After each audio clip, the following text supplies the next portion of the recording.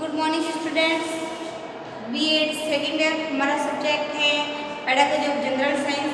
कल हमने इसके बारे में इसका जो अपना फर्स्ट टॉपिक चल रहा था फर्स्ट यूनिट का, उसमें अपन ने पढ़ा था सामान्य विज्ञान की जो पाठ्य पुस्तक है उसका अर्थ पढ़ दिया, पाठ्य पुस्तक के चयन के सिद्धांत पढ़ दिए, पाठ्य पुस्तक की आवश्यकता क्या है उसके बारे में पढ़ दिया। अब पढ़ेंगे आज इसके नए टॉपिक के बारे में। सामान्य विज्ञान की जो पाठ्य पुस्तक है उस पाठ्य पुस्तक के क्या मानदंड दिए गए हैं इसके बारे में आज की जो ऑनलाइन क्लासेस में बना जो विस्तृत अध्यापन कार्य करेंगे।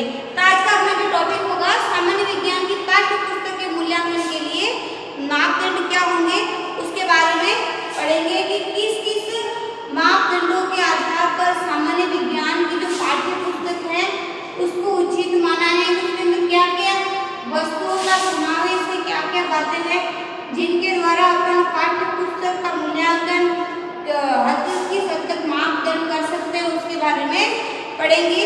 तो सामान्य विज्ञान की जो पाठ्य पुस्तक है उसके मूल्यांकन के लिए प्रमुख मापदंडों को अब निम्नलिखित रूप में पढ़ेंगे। सबसे पहले इसके प्रकाशन के बारे में पढ़ेंगे। प्रकाशन के बारे में पढ़ेंगे कि प्रकाशन के अंतर्गत जो प्रकाशन होगा उसके अंतर्गत एक अच्छी पाठ्य पुस्तक होगी। तो प्रकाशन के अंतर्गत क्या क्या बातें हैं वो बातें इसके अंदर है या नहीं है उसके बारे में पढ़ेंगे। तो प्रकाशन के अंतर्गत इसमें जैसे सबसे पहले पुस्तक का नाम होगा कि पुस्तक का नाम क्या है। पुस्तक के अंतर्गत जैसे अपनी पुस्तक का नाम है तो सबसे पहले ऊपर आएगा सामान्य विज्ञान की पुस्तक, सामान्य विज्ञान का शिक्षण शास्त्र पुस्तक का नाम आएगा। उसके बाद में प्रकाशन आएगा कि इसका प्रकाशन किस सन में हुआ है। उसके बाद में आएगा प्रकाशन उसका किस सन के अंतर्गत हुआ है, जैसे 2015 है या 16 है। प्रकाशन कहाँ से हुआ है, जैसे हरिद्वार से हुआ है या दिल्ली से हुआ है, उसके प्रकाशन का नाम आएगा। उसके बाद में आएगा मूल्य कि इस पुस्तक का मूल्य सीबीएसई के द्वारा कितना निर्धारित किया गया है, आरबीएसई के द्वारा कितना निर्धारित किया गया है उसका मूल्य आएगा। मूल्य भी उसका जो विद्यार्थी उसके अकॉर्डिंग मूल्य भी उसका होना चाहिए कि विद्यार्थी को जो पुस्तक है वो खरीद उसको सकता है कि उस नहीं खरीद सकता है कि वो सभी व्यक्ति होंगे वो समान अमीर नहीं होते हैं, कोई गरीब भी होता है, कोई मध्यम वर्ग का होता है। तो पुस्तक का मूल्य इस प्रकार से होना चाहिए कि सभी चाहे सामान्य हो चाहे गरीब हो चाहे अमीर हो उस पुस्तक को खरीद सके, उसको खरीद सके, उसका ज्ञान मिल सके उसे। फिर है कॉपीराइट। फिर है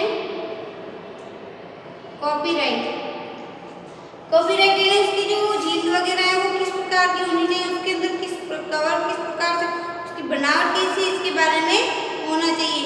फिर है दूसरा लेखक। दूसरा है लेखक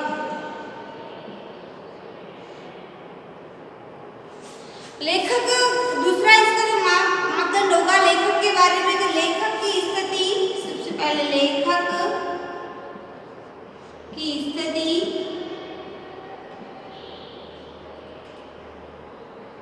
दूसरा इसमें आएगा योग्यताएं। लेखक की स्थिति के अंदर उसकी योग्यताएं क्या है, जिसने पुस्तक लिखी है वो कैसी योग्यताएं रखता है, क्या क्या उसने डिप्लोमा लिया हुआ है, क्या क्या कोर्स किए हुए उसके बारे में, उसका अनुभव कितना माना गया है, कितने साल तक उसने अध्ययन कार्य उसने किया फिर उसने पुस्तक लिखी है। फिर उसका दृष्टिकोण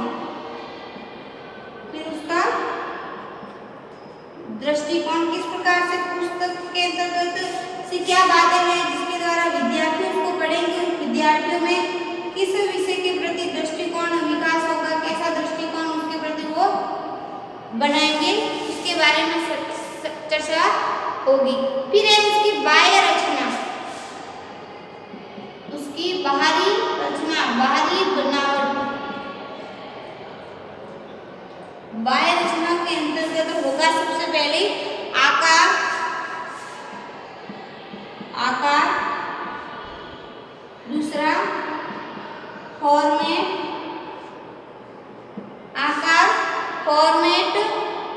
फिर दिनांक,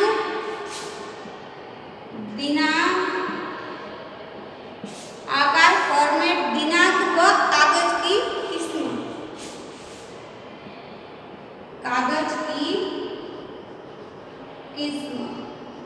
कि उसका आकार कैसा है, उसकी पुस्तक का आकार कैसा है, गोलाकार है, चौड़ाकार है, लंबाकार है।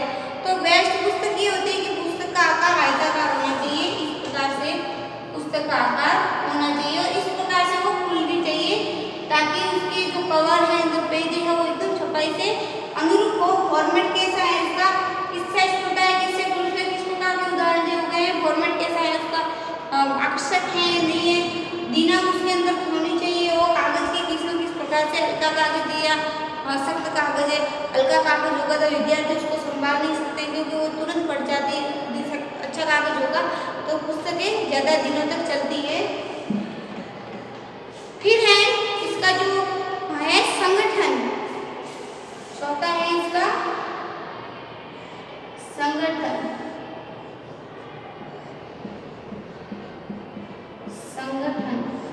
संगठन के अंदर पुस्तक के अंतर्गत ऐसी क्या चीजों का समावेश है, उसके अंदर क्या किन चीजों को डिवाइड किया है, किन चीजों का क्रमबद्ध अंदर है, किन चीजों की व्याख्या की गई है। तो संगठन के अंतर्गत सामान्य योजना,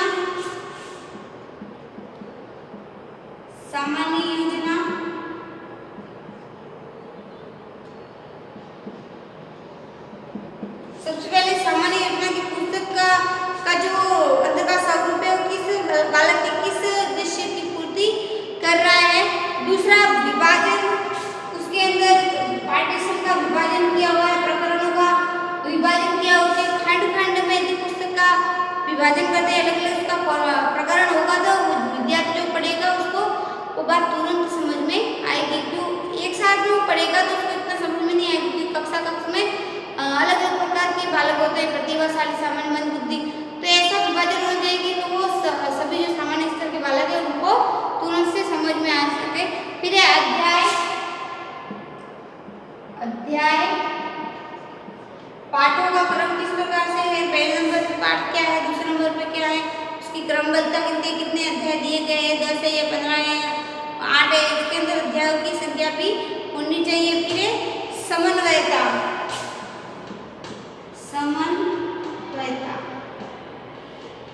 ठीक है, एक दूसरे के साथ में किस प्रकार से संबंध स्थापित करें, दूसरे विषयों के साथ में पाठ्य पुस्तक किस प्रकार से संबंध स्थापित करने में सहायक होगी, इसके बारे में उस पाठ्य पुस्तक के अंतर्गत समावेश होना चाहिए।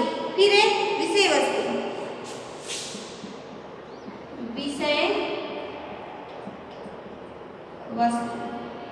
विषय वस्तु के अंतर्गत क्या क्या पढ़ेंगे, विषय वस्तु के अंदर क्या क्या होने चाहिए, कथन होने चाहिए, शैली होनी चाहिए, शब्दावली होनी चाहिए व यथार्थता होनी चाहिए।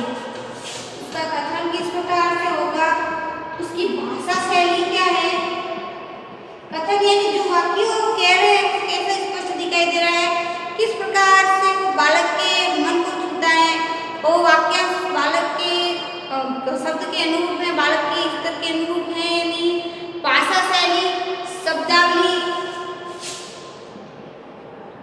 भाषा शैली भी उपयुक्त होनी चाहिए ताकि बालक को कोई कठिन भाषा का प्रयोग करेंगे तो बालक नहीं समझ सकता। शब्दावली जो कठिन शब्द होते हैं उसके अंदर जैसे किसी का मीनिंग नहीं अर्थ पता होगा तो उस कठिन शब्दों का सरलतम रूप भी उसके अंतर्गत होना चाहिए। फिर है यथार्थता, फिर है यथार्थता,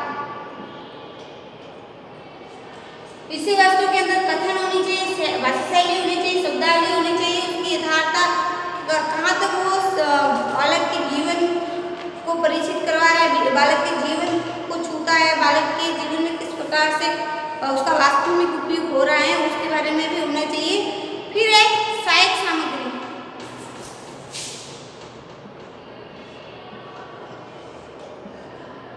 सहायक सामग्री, जो सहायक सामग्री है उसके अंतर्गत मानचित्रों की शुद्धता, आकार, यथार्थता आदि।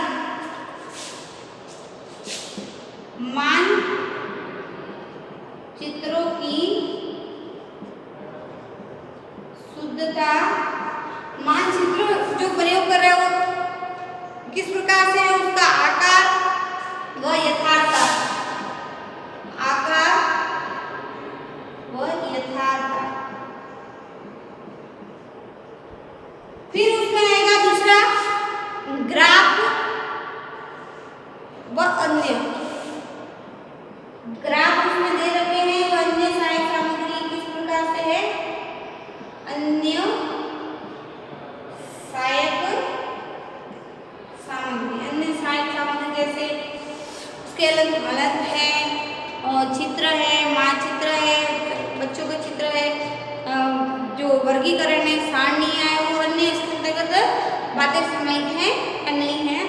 फिर एक उदाहरण,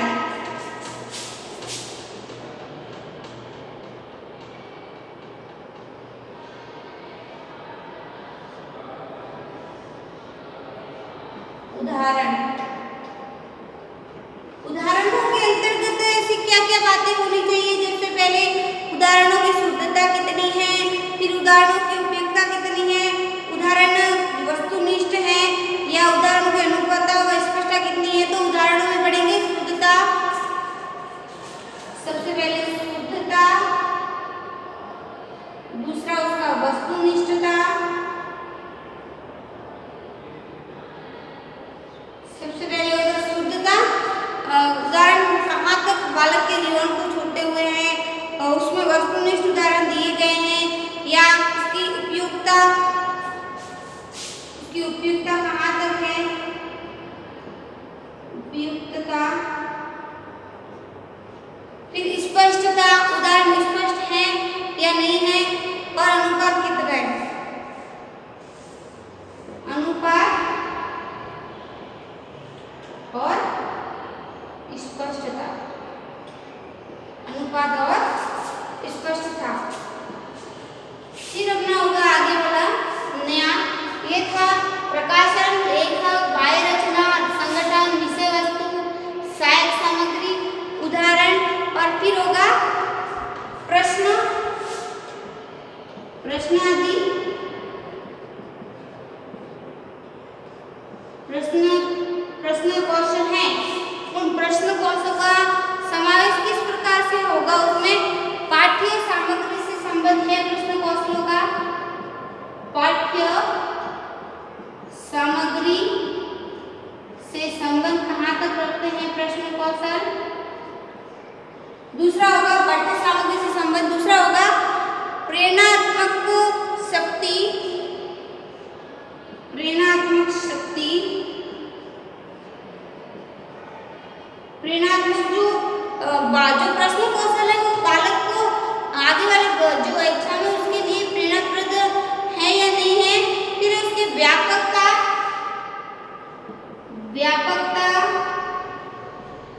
फिर उपयोगिता, उसकी व्यापकता कहाँ तक उसका क्षेत्र निर्धारित किया गया है, कहाँ किस तरीके से बालक पढ़ सकते हैं, उसकी उपयोगिता कहाँ तक सिद्ध हो रही है, और वस्तुनिष्ठता, विश्वसनीयता, शुद्धता,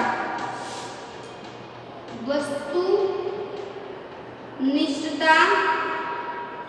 विश्वसनीयता व शुद्धता। जो प्रश्न कौशल है वस्तुनिष्ठता से है, शुद्धता कितने है, वो जो उसका विश्वसनीयता है वो कहाँ तक सीमित है उसके बारे में पढ़ेंगे। फिर परिशिष्ट एवं अनुक्रमणिका, लास्ट में है परिशिष्ट एवं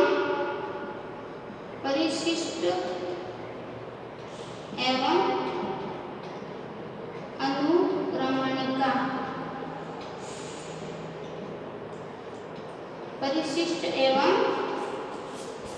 परिशिष्ट एवं अनुक्रमणिका के अंतर्गत उसकी व्यावहारिकता कहाँ तक है, शिक्षण के लिए उपयोगिता है, पूर्णता है, विशेष सूची में। तो व्यावहारिकता सबसे पहले ये व्यावहारिकता,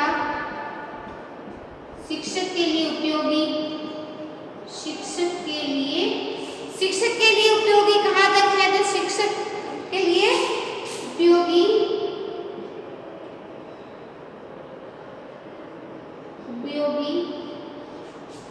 फिर तीसरा है,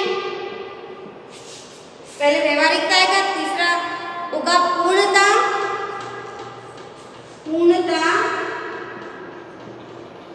उसकी पूर्णता कहाँ तक है, फिर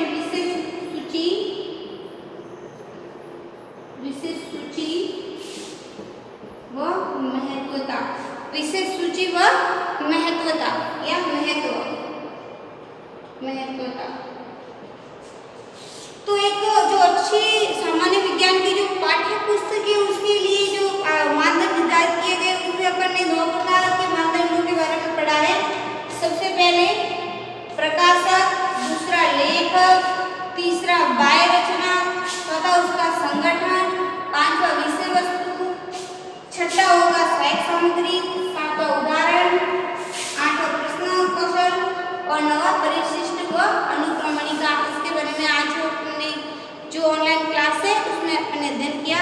कल इसके नेक्स्ट टॉपिक के बारे में पढ़ेंगे। आज